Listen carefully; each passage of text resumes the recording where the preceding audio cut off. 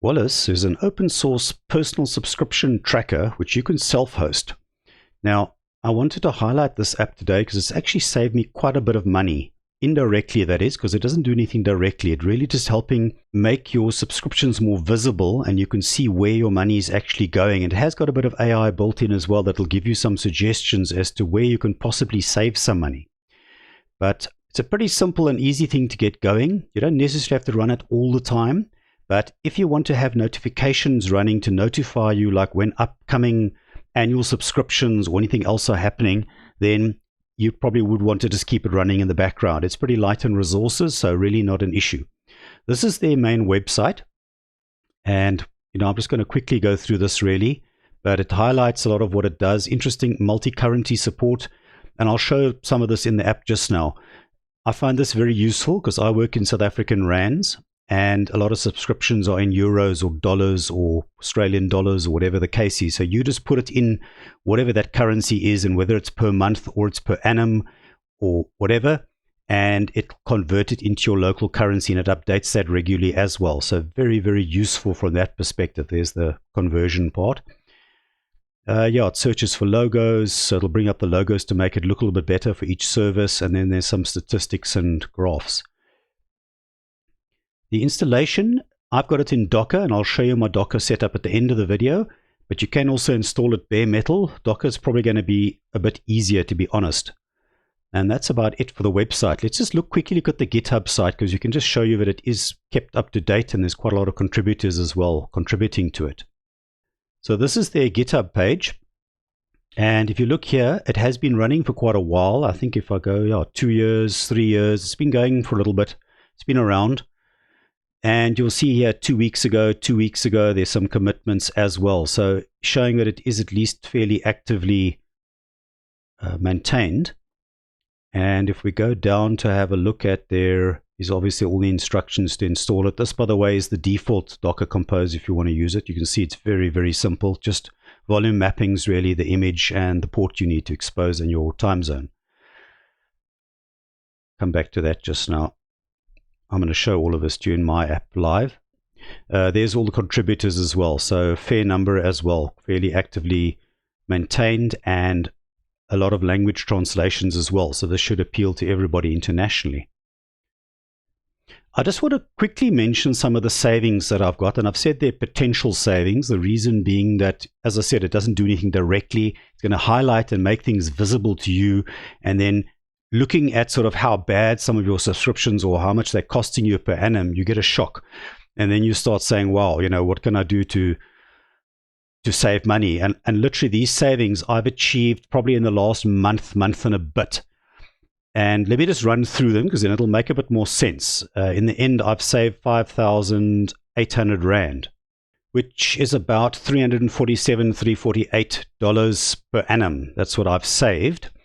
So I was, for example, making use of, that's a pun, I was using Make for auto blogging. So I paid them per annum. It cost me 984 Rand per year. And that was allowing me to take from my RSS feed of my blog and to populate that through to Noster, Blue Sky, a couple of other services wherever I'm blogging to at the moment.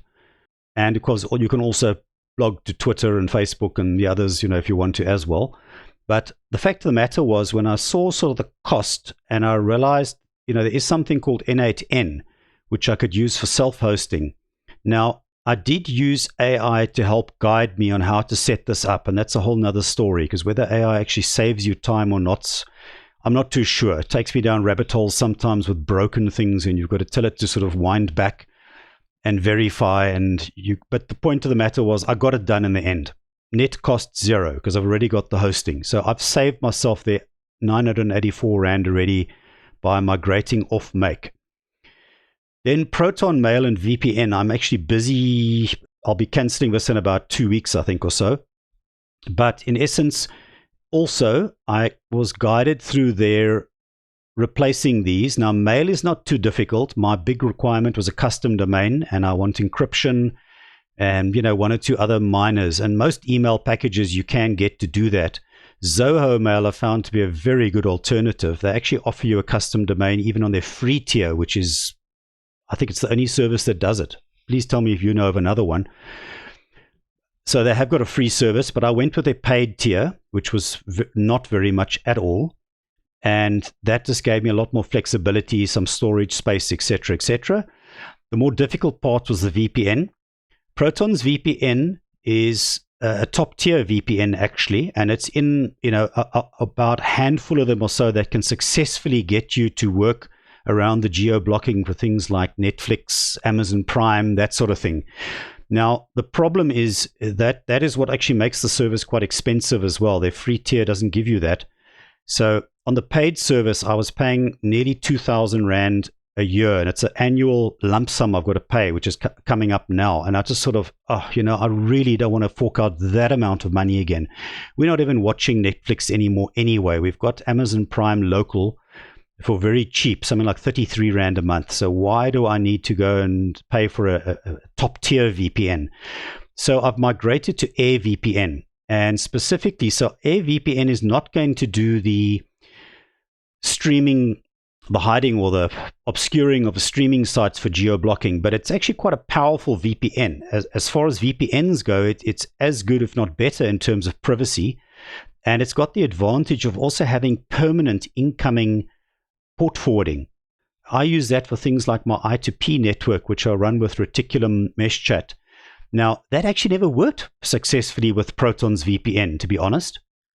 So guess what? AirVPN does that. And I'm also using it now for another service that I've got running on Jellyfin that finds my movies and this and that and so on as well. And that is also working very successfully. So I have migrated from 1,968 Rand down to 1,108 Rand. So, it is a savings of about, 900 Rand a year. A little bit less than 50%, 45%, or whatever the case is I've saved there. Then Canva, I've been using for quite a bit. And to be honest, Canva for the price is not bad at all for what you get, the 900 Rand. But, if you want to make use of some of the AI-generated assistance, then, it's pretty limited. You've got some pretty severe limitations often as to how many times you can run it and what you can do with it. And a lot of what you have to do, you do yourself. So what I discovered was the other day is that I do pay for Google One for storage. And I think I was using it for photo editing at one stage when I was using Google Photos quite intensively. It's not very expensive. It's quite cheap. But I didn't realize that there was actually an AI service also rolled into that. So I had a sort of a low tier AI service. And I just started playing around with this a little bit. And I realized that I could replace Canva very easily by just using that. So I put there zero cost because in actual fact, I was already paying that 34 Rand a month or whatever it was for that Google One service. Now, so for example, this slide was put together from a bunch of notes from the per month cost here and how much it cost me now per month and what service I replaced and what I wanted the title to be. I generated this in something like 30 to 40 seconds in AI. In fact, the total as well at the bottom, it calculated all of that. I gave it a full prompt telling it exactly what I wanted with the titles, what services I wanted, the old price, the new price in per month, please convert it to per annum, total the whole lot up and give me the savings. It took me about 5 minutes to double check and check all the figures really. It took me way longer to double check the figures than it would have, that it cost me to generate. And certainly it would have taken me about a good 30 minutes, if not longer, maybe an hour to have generated this slide, chosen backgrounds and all the rest of it. So, I'm just saying there that for my use of Canva, which is YouTube thumbnails and basically just slides, why pay that then? I already was paying for Gemini. So that was the other one. Then Hetzner VPS was also this last month. This I've been choking on. The prices went up to about 485 Rand per month for my VPS, which I was paying, nearly half before. And chiefly it was because I had 160 gig storage, which I was doing my photos on originally. And I've moved my photos to my home network. So I don't host it out on the VPS anymore because it is massive out there. And this is what happens. You pay for the storage. I asked AI, is there any way to reduce those costs? Well, it actually said, interestingly enough, Hetzner's got a smaller server with an 80 gig storage capacity, but also the 8 gigs of RAM that I needed. I can't go less than 8 gigs of RAM for the number of services I'm running. And guess what? 2,191 Rand. It took me 2 hours to migrate everything from the bigger VPS I was on to the smaller VPS, also at Hetzner, up and running, working exactly the same, and I've saved saved nearly 2,000, I've saved over 50%, 57% or so I've saved. And then the last line, I've actually upped the Google One AI subscription. So I put that over here. My original cost was 408 Rand per year, and that was really for the photos and storage stuff. And I've upped it, so it is nearly double. They've actually reduced the fee, and this is the reduced fee. So if you take the difference, that's what it's cost me extra. And all it's really giving me is it's giving me more tokens so that I can do more image creation, more thumbnail creation. I've been using it a lot for Google Notebook LM, which does a lot of my research and helps me put together slideshows and do sort of audio podcasts of what I want to research and study further. So, if you take Wallos as the one side and upping my AI a little bit more, yes, it's costing me a total cost of 983 Rand at the moment, but I've saved 5,800 Rand. That's the net savings. That's taking into account this increase. So these sort of things can pay for themselves. If you're just aware of what you're spending and where you can possibly save money, combine something like Wallos, and that's interesting. I'll show you just now. Wallos has got some built-in AI that does the suggestions for you. You can probably save a mint of money. So let's go and have a look at Wallos then. This is what it looks like. This is my homepage essentially, and I've got my own colors here really that I've set up. But let's just go down this thing page by page, and we can go look at the settings, and you'll get a good feel for what it sort of does then. So my upcoming payments is I've got my Tick to Do service coming up, $3.99. That's a monthly fee. I've got Spider Oak Storage, another one I want to look at, by the way, for savings. I haven't had an in-depth look. I was possibly looking at doing my backup, fully encrypted end-to-end backups, actually to Google One, seeing I've got 2 terabytes of data there now because of the upgraded AI account. I could just as well. So what I discovered in this case, it's to break even. So, do I just use that Google storage and cancel Spider Oak? I don't know. But anyway, I'm paying $8 a month for that, and I've got a Spotify. Yes, I know, I never actually listened to it, but I'm still paying for it because my wife likes it. 95, and that's paid for in rands.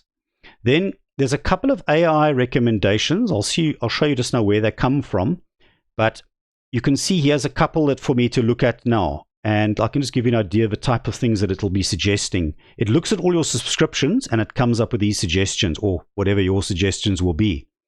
Consolidate cloud storage and backup. That's the Spider Oak part. You are currently subscribed to Google One and Spider Oak. Evaluate if Google One storage and backup features or single alternative can meet all your needs. And that's what I was looking at. So that's my next thing I'm going to look at, and that's what AI suggested. Google One to an annual plan. Well, I suppose that might make sense if it's something you're going to stick with for a year. Do you want to pay per year? Because then potentially you're going to save that amount per year. Reevaluate. This is like a Google Prime. This is like a Amazon Prime type subscription for delivery of the Take-A-Lot service in South Africa. I'm paying 39 Rand a month for it. Assess how frequently I use it. So it's just saying to me, have a look. Are you really making use of it? Should you keep it or cancel it? Review Amazon Prime value. You can't get it any cheaper than that. It's 399 Rand a year. I'm pretty sure it's a special. It's going to go up. But anyway, it just says, have a look at that. Alternatives for Eskom's push. Well, I am using that for community messaging and some other things. But, again, it's just giving you an idea.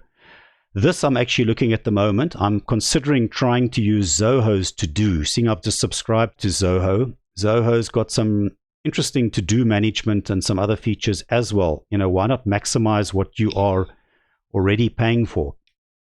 So it's another one I'll be looking at.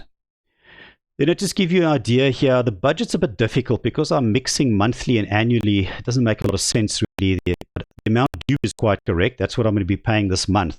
the budget doesn't always make sense because of annual and monthly repeating. So, if you're just going to stick to monthly or just annually, this might help you a bit more. I've got 28 subscriptions.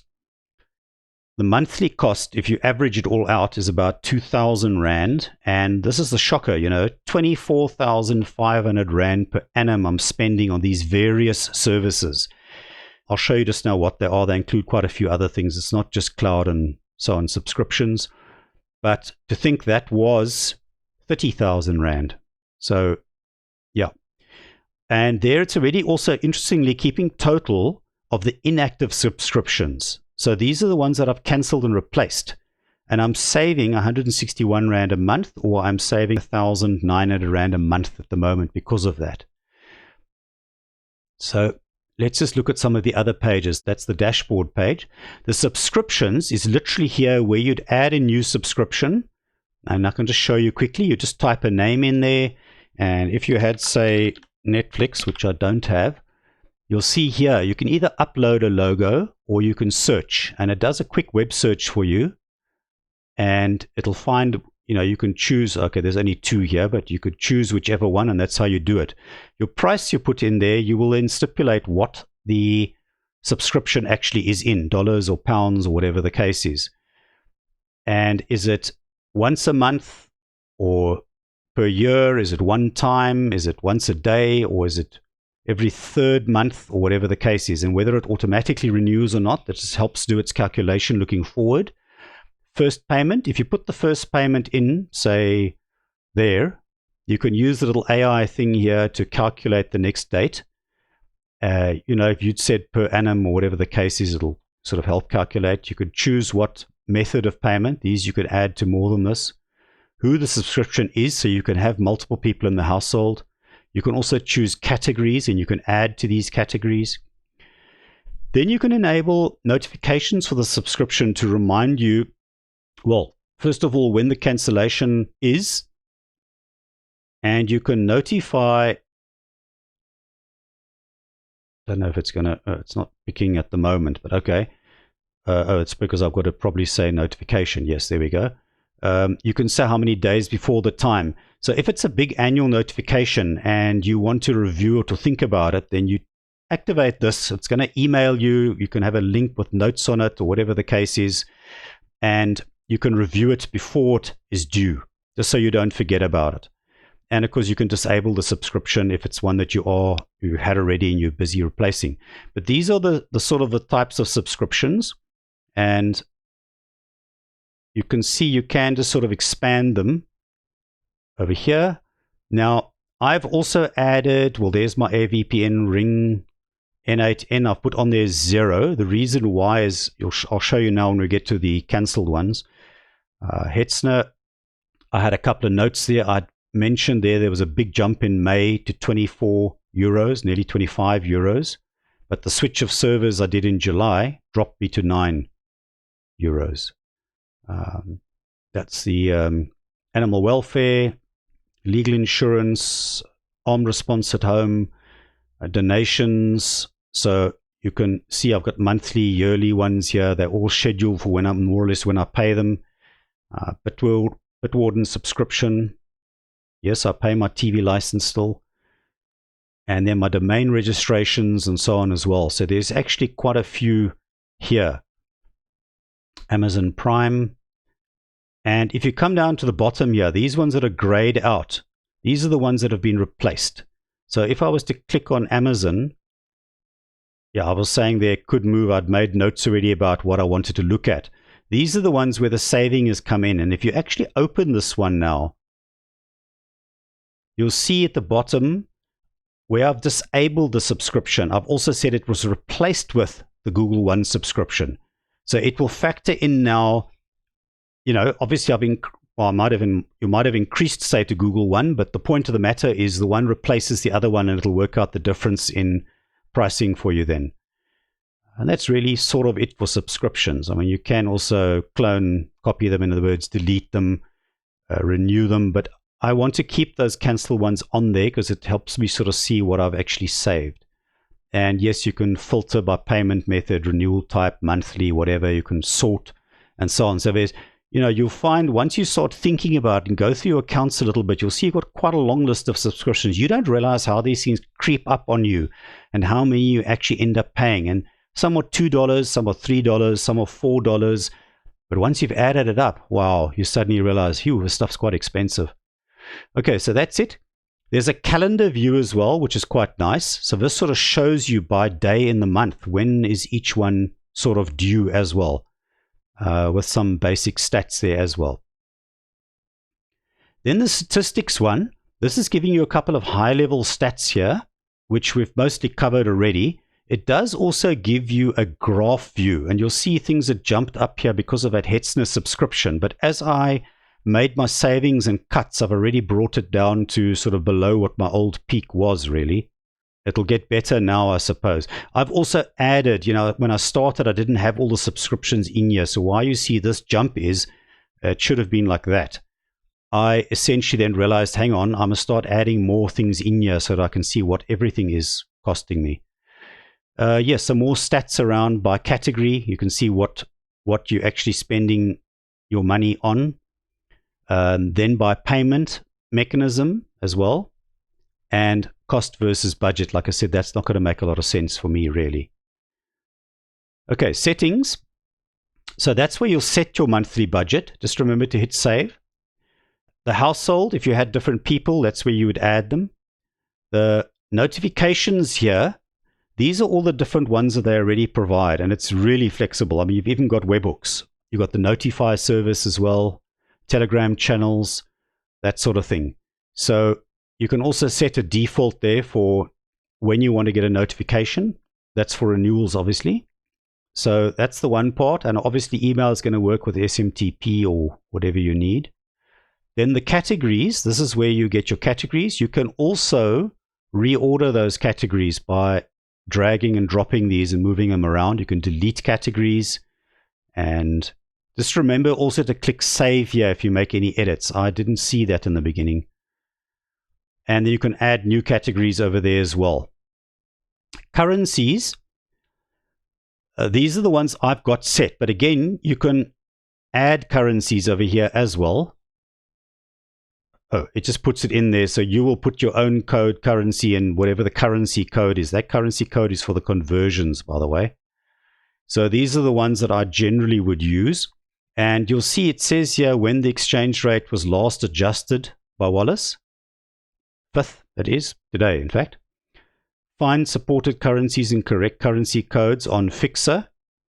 And for improved performance, just keep the ones that you actually use. Then you can also link to the Fixer service, which you set up just below currencies.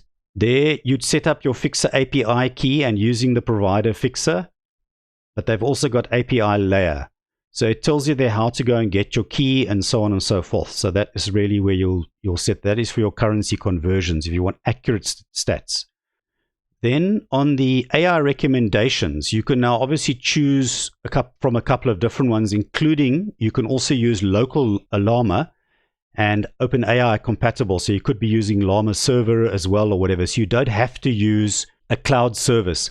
I just used the cloud service for now because I've been chopping and changing back-end AI providers quite a bit. So I probably just need to stabilize and then point it to that as well. But as a matter of interest, I just went to go look, what does it cost using Gemini? Remember, Gemini API, I actually pay for those tokens and queries because if you've got the subscription model, it's not paying for API usage. You pay for API usage separately.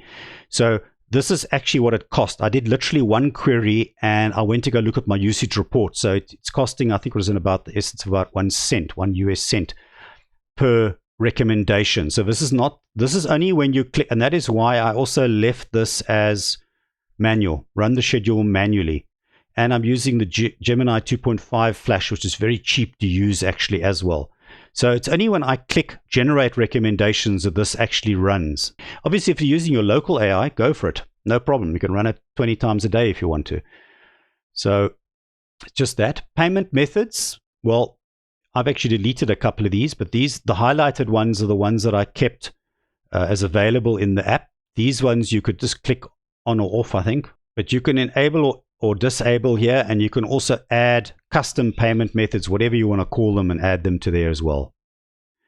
Then, yeah, just theme settings. You can put custom CSS in as well if you want, but dark, light, automatic, that sort of thing.